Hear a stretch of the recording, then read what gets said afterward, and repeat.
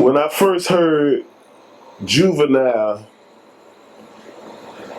Soldier, now I'm gonna take it back because we've been on Cash Money before I even knew. Because Cash Money was putting, that bounce stuff. that bounce. They had that bounce. Bounce was coming out. Yeah, they had PMW and shit, but I wouldn't read on the record label. But the Cash Money, everybody knew. My first introduction to Cash Money.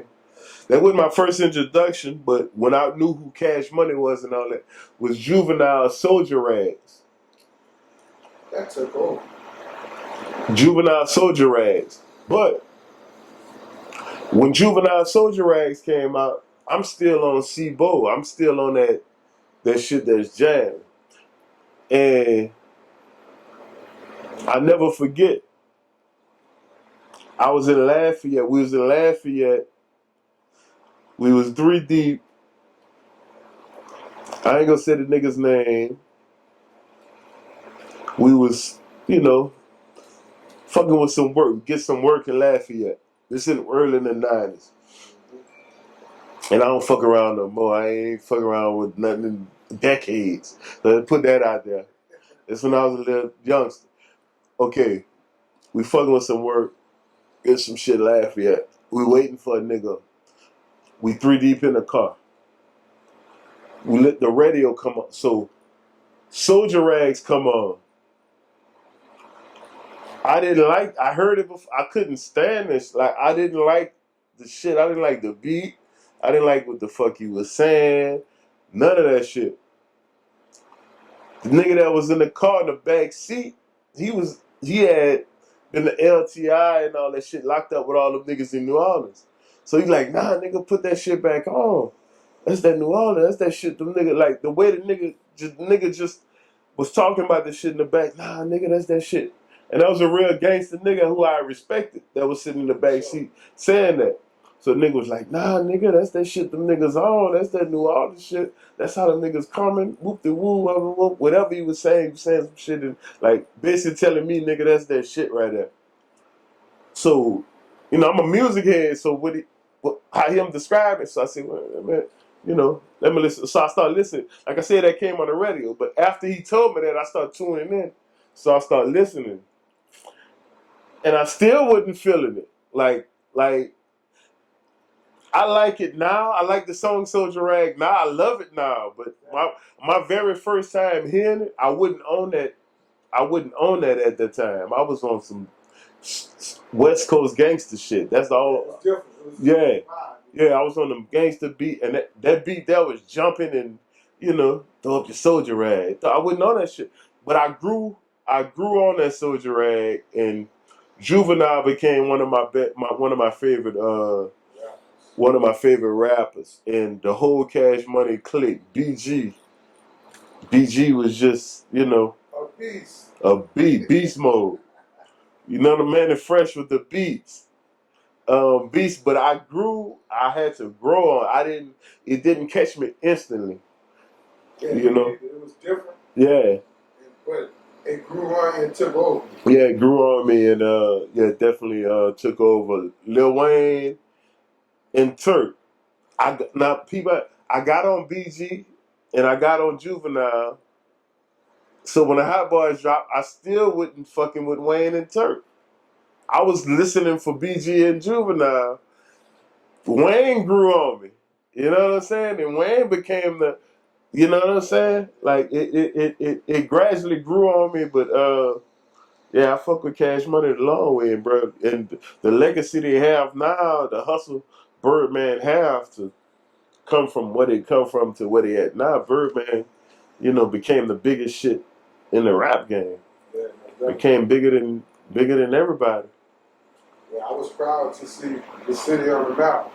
See all the niggas before the California niggas wasn't fucking with us. Like them niggas Right. at the Velvet Tea, right. Country Talk. They didn't want to put me in the mix. They always try to fuck over me when I'm trying to talk about my shit. Right. You know what I'm saying? But then P hit them and the Cash Money came and them niggas couldn't believe that the young niggas was talking that shit. Facts. Yeah. The niggas. It was a different swag. Yeah. You couldn't control it.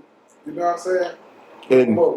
And when Birdman changed the game with that, when he started all that stunting, that shit still taking over the game right now. Nigga, and that's what I'm saying. They couldn't believe yeah, them young niggas had. Yeah, bro. Them niggas was like, yeah, bro. them young niggas got that. Yeah, that's bro. what niggas was telling me. You know what I'm saying? Yeah. I know all this niggas jacking the swag. Yeah. When Birdman got to talk about landing a helicopter on in the Superdome and all that shit, bro. Yeah. Mm-hmm. Yeah, we got a lot of artists, you know what I'm saying? A lot of, influence around here. It's crazy because if you look at the game, some of the biggest rappers come from Louisiana. The game, period. Yeah, Ain't too many niggas. Lil Wayne, one of the biggest rappers in the game. Kevin Gates, Lil Boosie, in his prime. You know what I'm saying? Still. It's growing out of other races. Yeah. It's growing to other people. Yeah. And right now, the biggest nigga in the game, NBA Youngboy, from Louisiana. Most definitely. You can't forget about Webby. Webby, man. It's a lot. Fox. Webby, Fox, Juvenile.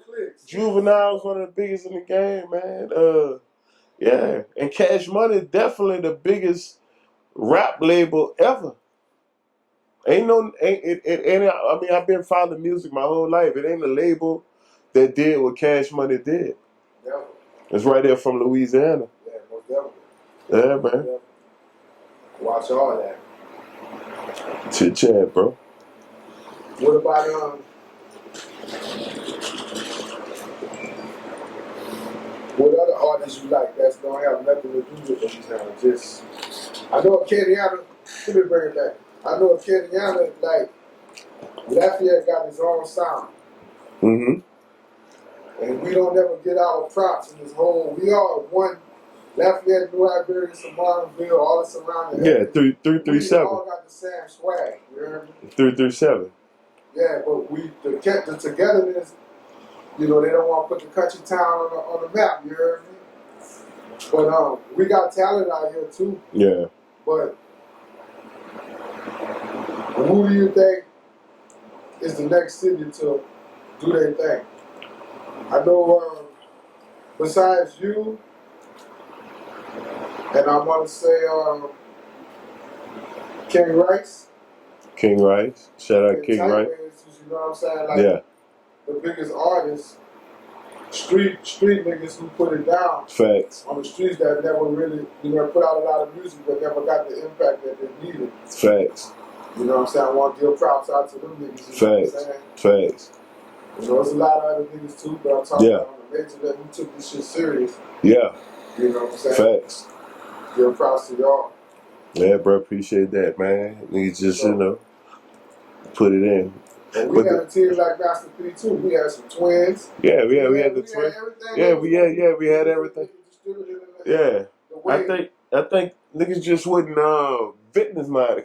Bro, we had everything coming to the house. But like I said, if I had the mind frame I had now, back then, because you got to keep in mind, bro, I'm 17, 18 years old around the time. So, and the nigga was getting money on some other shit. So, it was like, nigga really didn't give a fuck about a record deal. Like, on some real shit. But as time grew and nigga got old, nigga started real, damn, bro, I should have did that. I should have, you know what I'm saying? Like the ball was in the nigga hand. Nigga just didn't take advantage of it. So that's why my mind frame right now. That's why you see a lot of the motion I'm in right now, because like, I'm gonna take advantage of every situation that I run across right now, because it's so many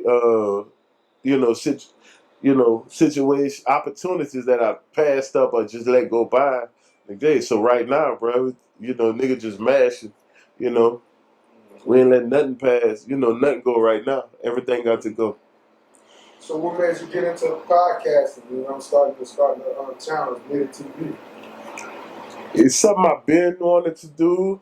Like, people just getting to see it to where I actually started doing it and putting it out.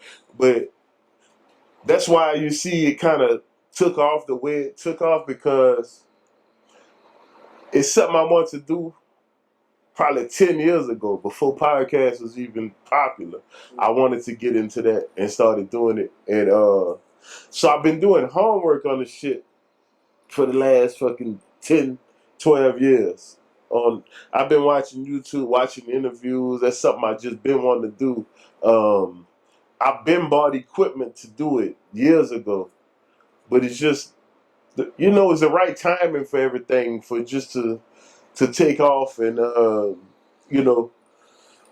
make it do what it do. But it's just something I always want to be into entertainment.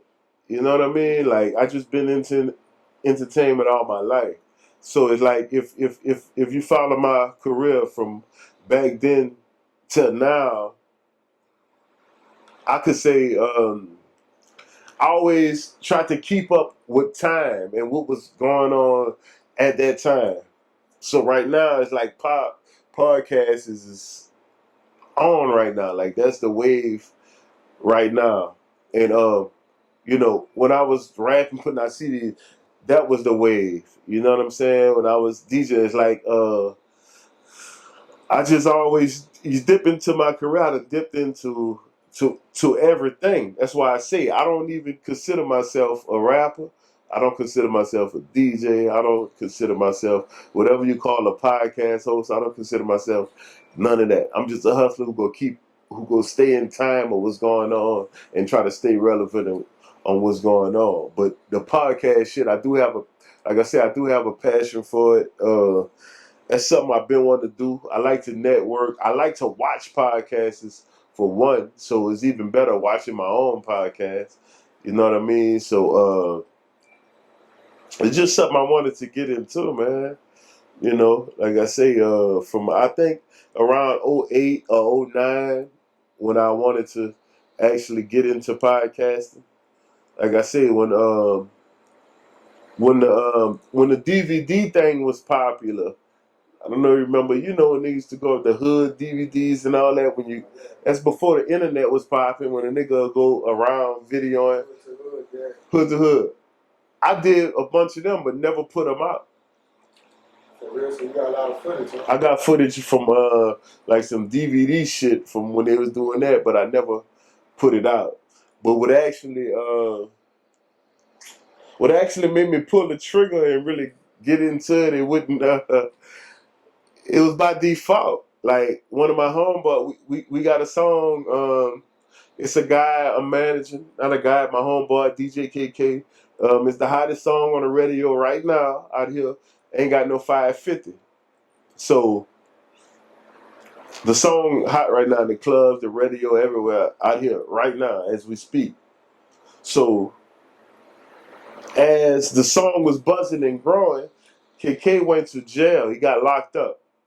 So when he got locked up, another guy stole the whole format whole format of the song and made another song about just like how the 550 song was. They tried to put it on the radio and everything. And so when KK got out of jail, I was like, I hadn't even ran no podcast, did no interviews yet. I was like, man, you know what we gonna do, bro? When you get out of jail, we just gonna talk about it on the interview, this and that, whoop de whoop. I said, we're going to talk about the whole situation on camera and put a video out about it. Let everybody know nigga trying to steal the song and shit like that. So we did that. That bitch did like, about 1,500 views the first day. And we was just fucking around. I hadn't did no podcast. That was my first podcast. So when I seen how the numbers ran, I started running podcasts ever since that. I just started, doing episodes, just started interviewing other people and pull the trigger on it.